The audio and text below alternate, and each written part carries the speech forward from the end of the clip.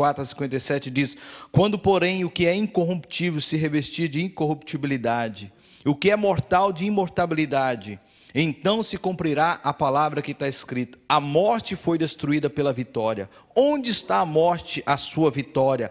Onde está a morte, o seu aguilhão? O aguilhão da morte é o pecado, e a força do pecado é a lei. Mas graças a Deus que nos dá a vitória por meio do nosso Senhor Jesus Cristo.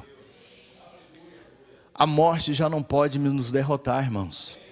O pastor Todd falou uma ilustração muito boa, eu falei, vou usá-la. Um pai pergunta para um filho: filho, você quer ser atropelado por um caminhão ou pela sombra? Ele falou: pai, claro que pela sombra. Ele falou: foi exatamente o que Jesus fez. Na cruz ele foi atropelado pelo caminhão, e só a sombra passou sobre nós.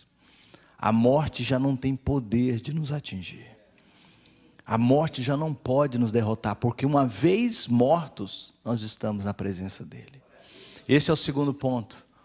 Os crentes em Jesus entram na presença do Senhor através de quê? Da morte. Então a morte não é ruim.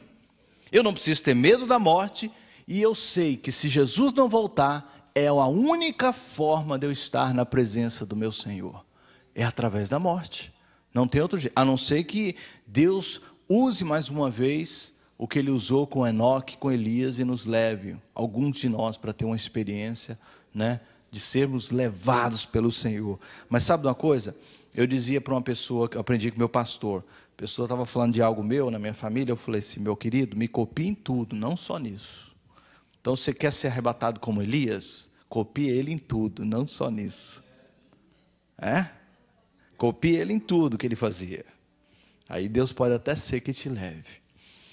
Terceira coisa, ainda falando crentes em Jesus entram na presença, 2 Coríntios 5:8. Temos, pois, confiança e preferimos estar ausentes do corpo. Por quê? Porque ausente do corpo é habitar com o Senhor. Sair do corpo é morar no céu. Quando a pessoa desliga aqui, ela está, perdão, não no céu, na presença do Senhor. Vamos falar corretamente, teologicamente, porque às vezes empolga, a gente fala no céu. Não está no céu. Está na presença do Senhor. Nós não temos muito detalhe desse lugar. Nós não temos muito detalhe. Nós temos mais detalhes do céu do que deste lugar. Mas ele existe. Porque senão Jesus não tinha falado na cruz. A palavra que ele usou existe para isso. Terceira coisa, os crentes estarão para sempre com o Senhor. Então a morte nos leva ao que eu li no início, a vida eterna, para sempre. Irmãos, já pensou um lugar que não tem mais dor, não tem mais sofrimento, não tem mais que trabalhar, não tem mais que correr, não tem mais que fazer nada, tudo já está pronto. Isso é o céu, é o céu. O texto é longo, não sei se vai dar para você ver. 1 Tessalonicenses 4, 13 a 18. Paulo diz o seguinte: irmãos, não queremos que vocês sejam ignorantes acerca dos que dormem, para que não entristeçais com os outros que não têm esperança. Porque se cremos que Jesus Cristo morreu e ressurgiu, assim também aos que dormem, Deus, mediante Jesus, os tornará a trazer juntamente com ele. Dizendo, pois, isto pela palavra do Senhor, que nós que estamos ficando vivos para a vinda do Senhor, de modo algum pereceremos aos que já dormem. Porque o Senhor mesmo descerá do céu com um grande bradão, a voz do arcanjo, ao som da trombeta de Deus, e os que morreram em Cristo ressuscitarão primeiro. Depois nós, os que ficarmos vivos, seremos arrebatados juntamente com Ele. As nuvens, ao encontrar o Senhor nos ares, estaremos o quê?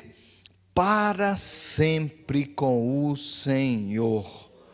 Portanto, consolai-vos uns aos outros com estas palavras.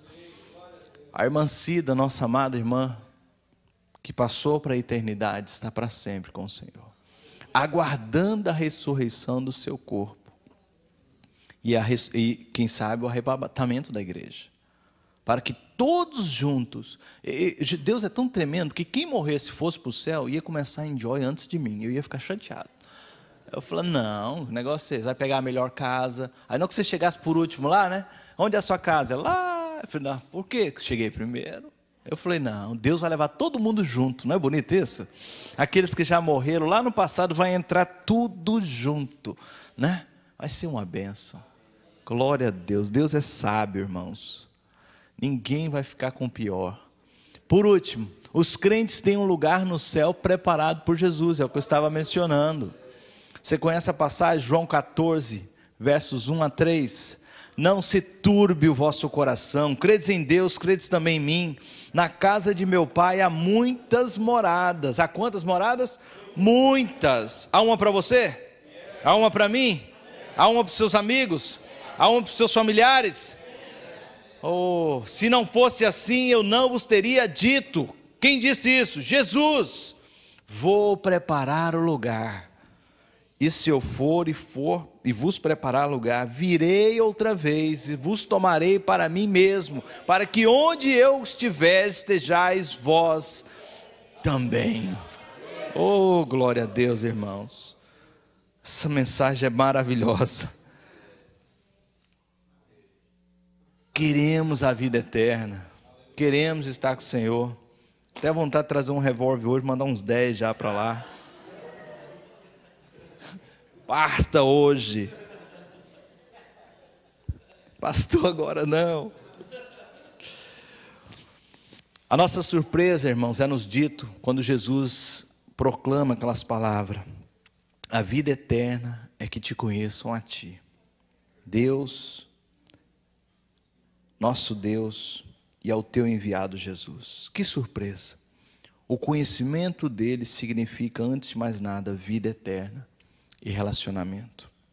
Somente a relação com aquele que em si próprio é a vida, você vai poder desfrutar na vida neste momento. Somente com um relacionamento genuíno. Já na filosofia grega já existia a ideia de que o homem pode encontrar uma vida eterna se ele agarrar aquilo que é indestrutível. Para eles a verdade era eterna. Deveria, por assim dizer, encher-se de verdade para trazer em si a substância da eternidade. Mas não, somente se a verdade for a pessoa que é a verdade, que poderemos então levar ela através da noite da morte. Nós agarramos a Deus, a Jesus Cristo, o ressuscitado, o único que venceu a morte, e somos assim levados para aquele que é a própria vida. Nesta relação, nós vivemos mesmo atravessando a morte, porque não nos abandona aquele que é a própria vida. Esse é um comentário de Bark, achei maravilhoso. Estar agarrado com ele, você pode enfrentar a morte. Estar agarrado com ele, você não precisa ter medo da morte, porque a vida está ali.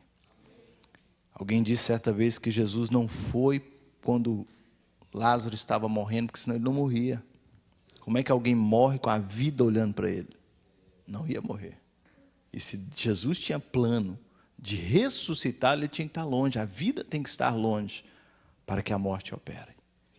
Mas quando a vida está em nós, junto conosco, mesmo que eu enfrente a morte, ele é a resposta daquele que venceu a morte física.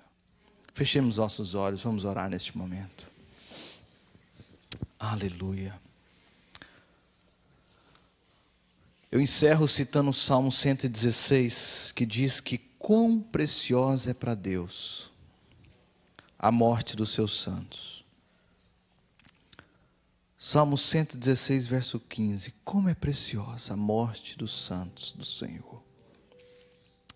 Eu disse no início que o homem que anda nos caminhos do Senhor, e foi a mensagem de sexta-feira do pastor Adalberto também, que escolhe andar em espírito, em Deus, tem os seus dias guiados por Deus, que não anda segundo a carne, os prazeres da carne. Este homem, segundo a Bíblia, vai ter vida longa, e vai morrer no dia certo, de mãos dadas com o Senhor, atravessar para a eternidade, seguro de que na eternidade ele vai estar para sempre com Deus, vai ter um lugar, que aquilo só foi um processo. Deus não planejou isso, mas por causa do pecado, A morte entrou, mas Deus nos deu a saída. Tudo que você precisa fazer é crer nele como seu Senhor e Salvador. Dizer para ele: Senhor, na verdade, mesmo sendo crente, às vezes eu tenho medo da morte. Hoje Deus quer tirar isso do teu coração. Se você nunca entregou teu coração para ele, confia nele nesta manhã.